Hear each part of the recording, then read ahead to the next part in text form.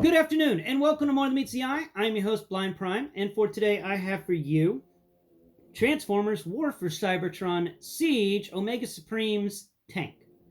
Yep, it's Omega Supreme's tank. I forgot to do the tank in yesterday's video.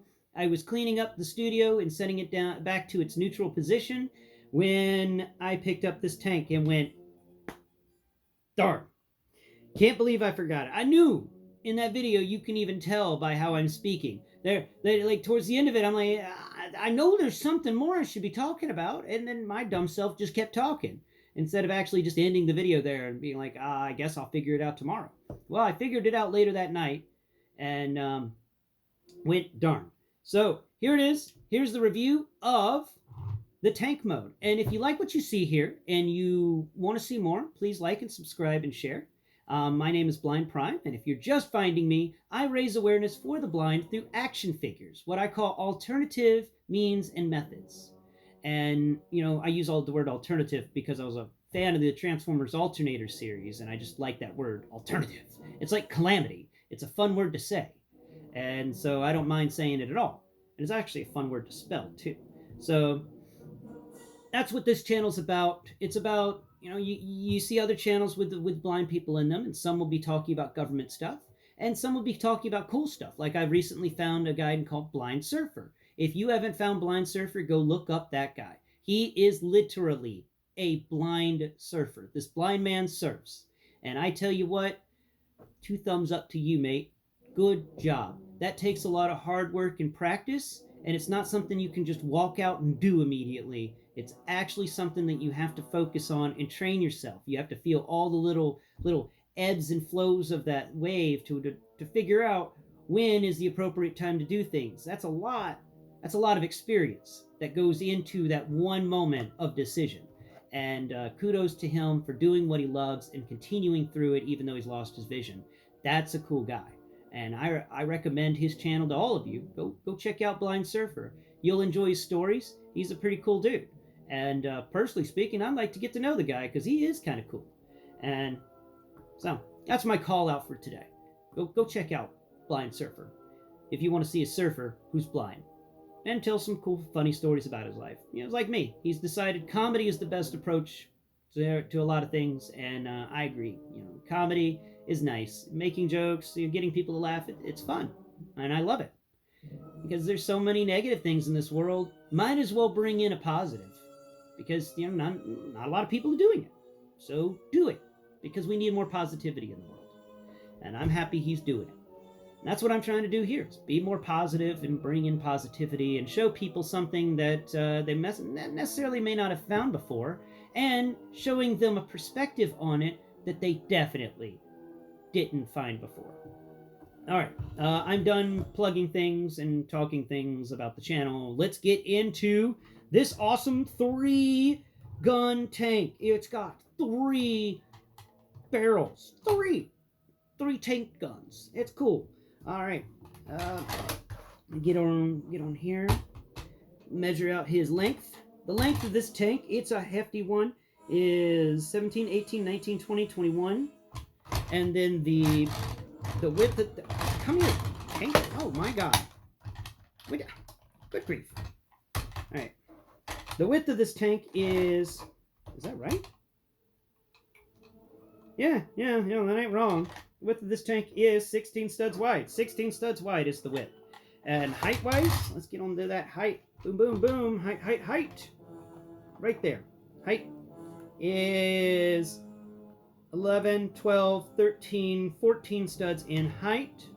And now let's get out our handy-dandy cliff jumper for a comparison.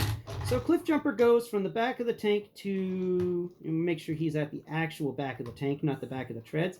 He covers from the back of the tank to the end and slightly the beginning of the neck. So at the end of the one tread, the back tread, and slightly, just the very tip of the front tread's edge.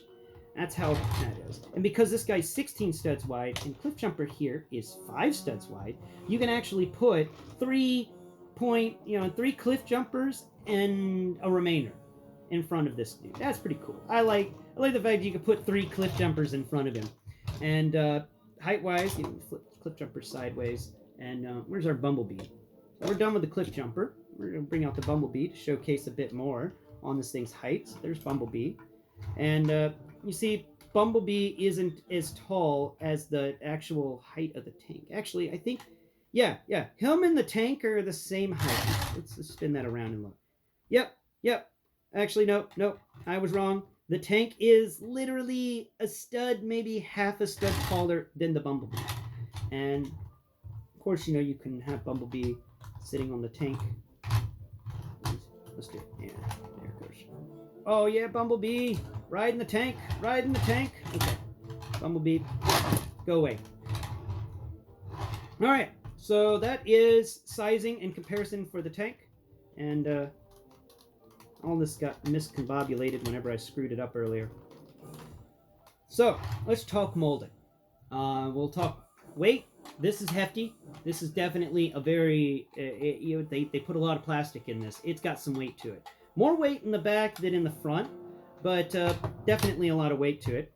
The barrels for the two side guns, there's not much of them stretched out from this big blocky core thing they have, but they are well sculpted.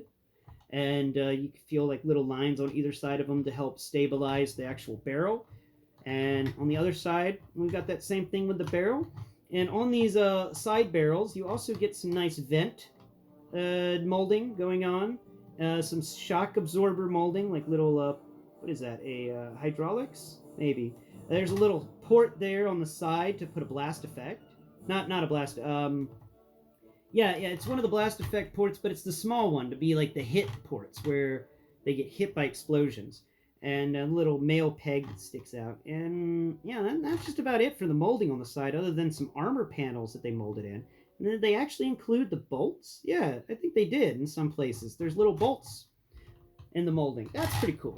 The center gun is the biggest.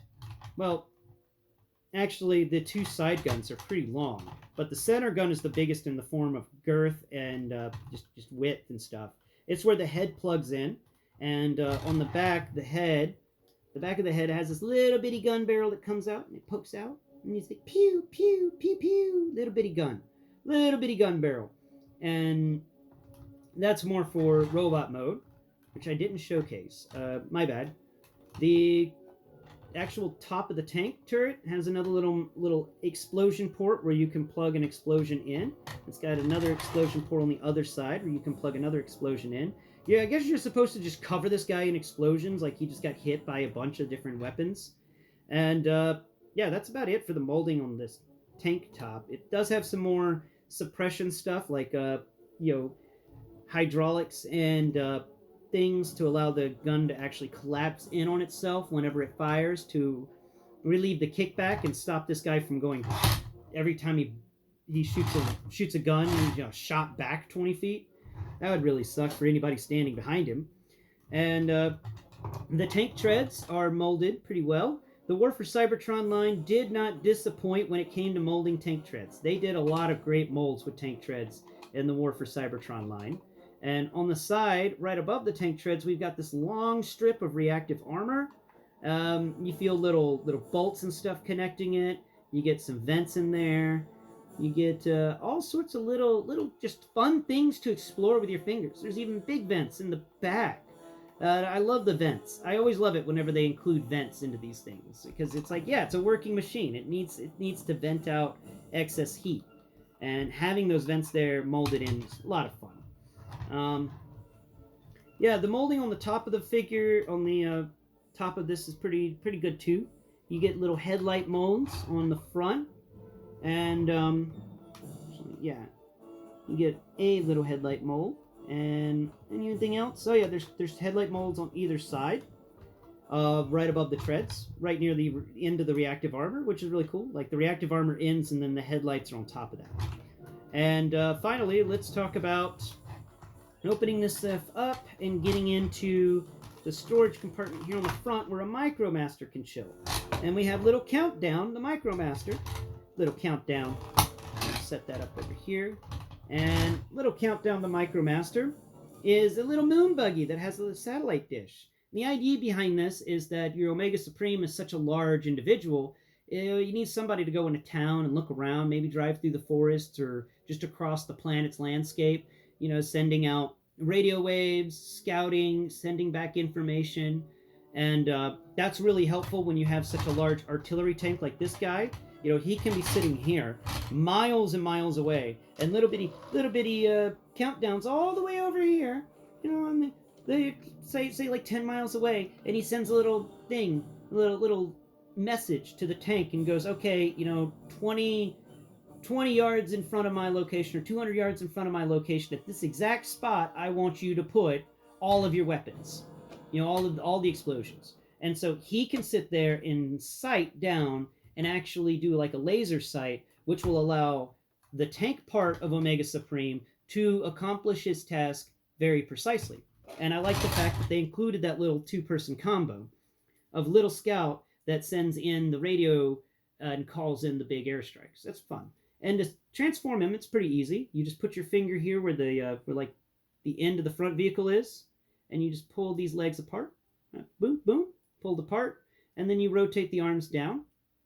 And the arms are, of course, the little side bits on either side of the satellite dish, and then you can leave the satellite dish pointed up, so that, you know, he can be walking around and sending information.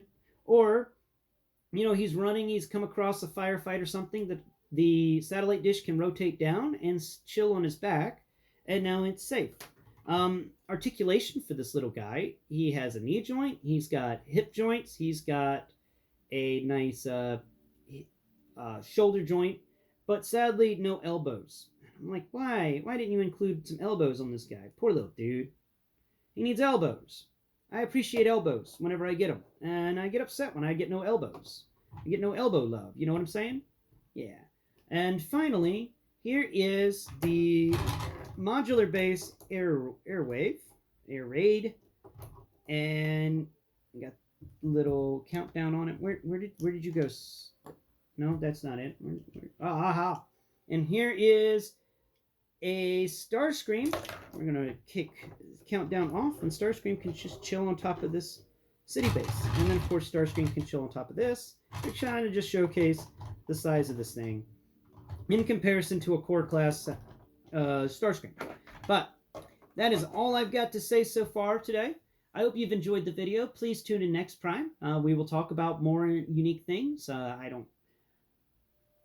Power Rangers is going to have to get pushed back another week because I wasn't able to get the information on Tor the Tortoise. But next week I will have a video on Tor the Tortoise so that you guys can enjoy me learning all about this cool Power Ranger toy from Season 2 of Power Rangers, the Thunder Megazords. Hoorah. Alright, well, tune in next Prime, and bye-bye for now.